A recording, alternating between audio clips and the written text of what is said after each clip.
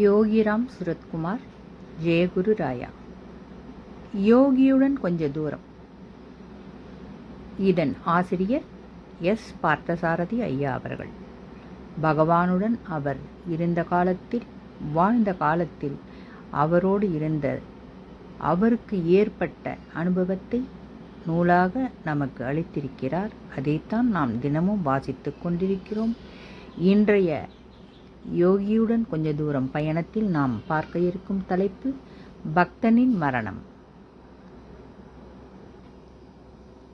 யோகியின் பக்தரில் நான் பார்த்தவரை முருகேசன் அவர்களைப் போல் யோகியின் அன்பையும் அருளையும் முழுமையாக பெற்றவர்கள் வேறு எவரும் இல்லை என்று அறுதியிட்டு கூற முடியும்.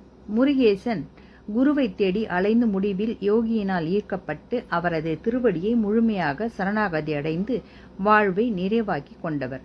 யோகியினால் ராஜா என போற்றப்பட்டவர். அவர் எப்பொழுது யோகியிடம் வந்தாலும் யோகி அவர் மீது தன் முழு கவனத்தையும் செலுத்துவார். இரவு பகல் என முழு நேரமும் முருகேசனோடு மட்டும் யோகி பல நாட்கள் கழித்தார்.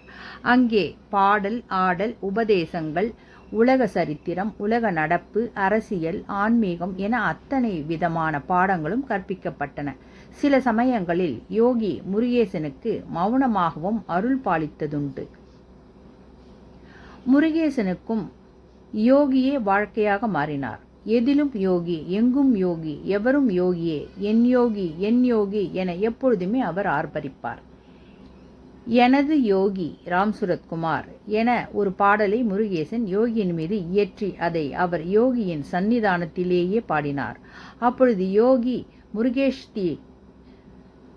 முருகேஷ்ஜி எனது யோகி ராம் சுரத்குமார் என்று பாடிவிட்டார். இனி இந்த பிச்சைக்காரனும் எனது ராஜா என்றே முருகேஷ்ஜியை குறிப்பிடுவார் என்று மனமாற ஆனந்தமாக சிரித்தபடி கூறினார்.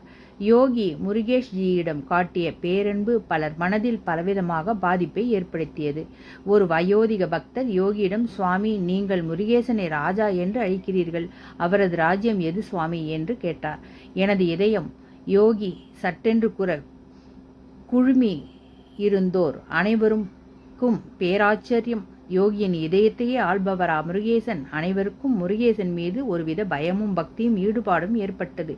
1976 எனக்கு முருகேசனோடு பரிச்சயம் ஏற்பட்டது. யோகியின் சன்னிதானத்தில்தான் எங்களுக்குள் அறிமுகம் ஏற்பட்டது. 1977 முதல் 1980 வரை எப்பொழுதோ ஓரிரு முறை சந்தித்திருப்போம். அப்பொழுதும் பேச்செல்லாம் யோகியே பற்றியே.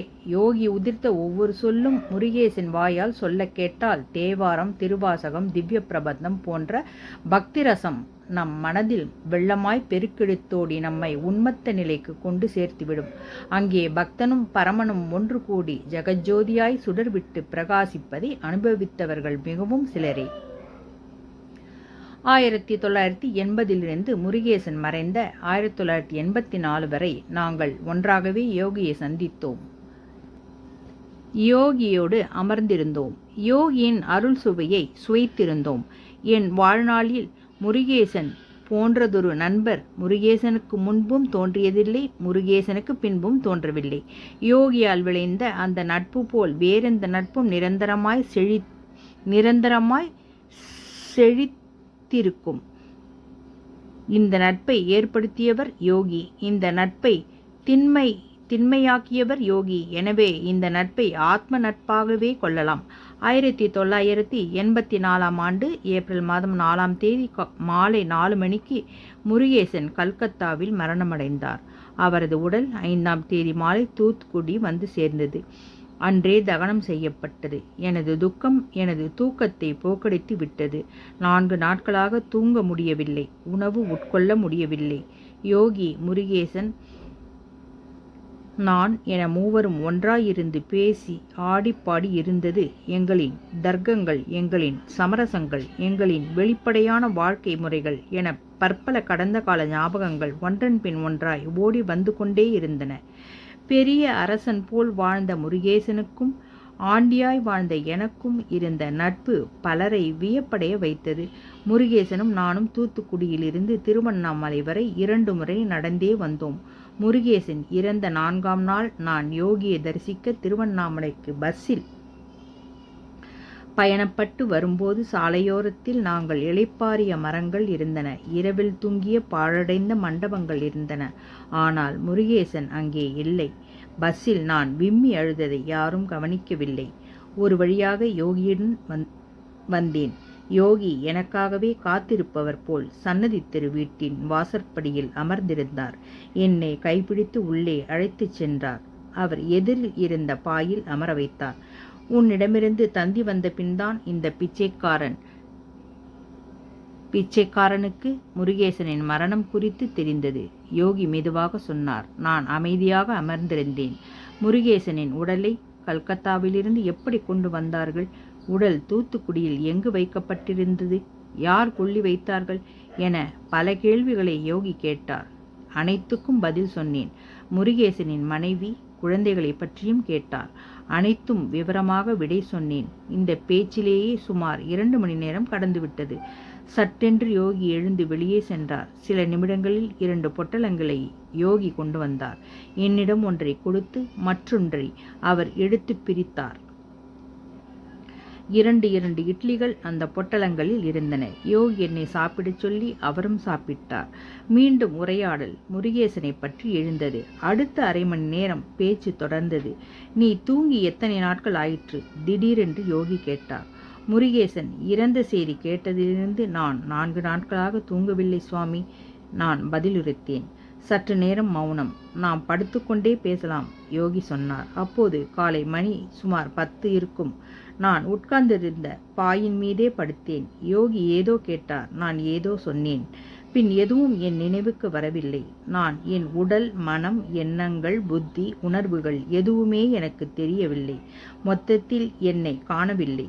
பார்த்தசாரதி, யோகி அழைப்பது போல் தோன்றியது. கண்விழித்து பார்த்தேன். யோகி தன் இருக்கையில் அமர்ந்திருந்தார். படித்திருந்த நான் எழுந்து உட்கார்ந்தேன். மணி என்ன?